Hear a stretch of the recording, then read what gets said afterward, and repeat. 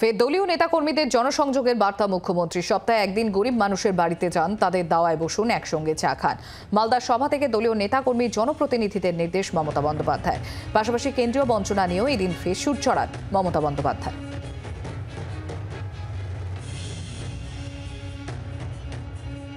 আমি গ্রাম সভা, পঞ্চায়েত সমিতি, জেলা পরিষদ, কর্পোরেশনকে বলবো, সপ্তাহে সপ্তাহে ভিডিওদেরও বলবো, দেখে শিক্ষা নিন।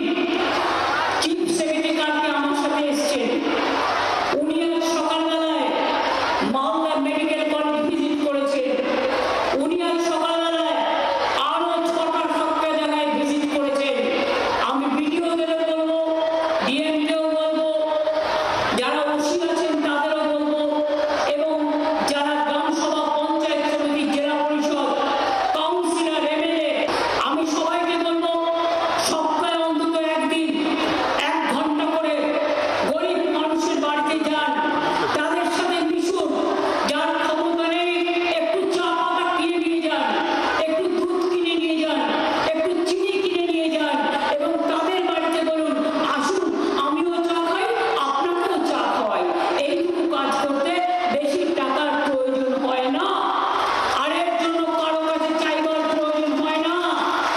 মানুষ মনে করে উনি আমার বাড়িতে এসছে, এটা বড় ব্যাপার। যাবেন, মাটির দেওয়ায় বসবেন, খাটিয়ায় বসবেন, চেয়ার দিলে চেয়ারে বসবেন, যেখানে যেমন জায়গা পাবেন বসবেন, আর বসে জিজ্ঞেস করবেন, আপনার কি কোনো সমস্যা আছে? শ্রমিক ভট্টাচার্য রাজ্য বিজেপি মুখপাত্র তথা বিজেপি সাংসদ, তিনি কি প্রতিক্রিয়া দিয়েছেন শোনাবো আপনাদের। পশ্চিমবঙ্গে গরিব কোথায়? এই মুখ্যমন্ত্রী কি বলে ফেললেন? পশ্চিমবঙ্গের জিডিপি তো ন্যাশনাল জিডিপির থেকে 3 গুণ। পশ্চিমবঙ্গের কৃষকদের মুখ্যমন্ত্রী 3 গুণ রোজগার বাড়িয়ে দিয়েছেন। পশ্চিমবঙ্গে এত চাকরি, লক্ষ্মীর ভান্ডার, এত শ্রী, তারপরে উনি কোথা থেকে গরিব মানুষ খুঁজে পাচ্ছেন? পশ্চিমবঙ্গে তো গরিবই নেই।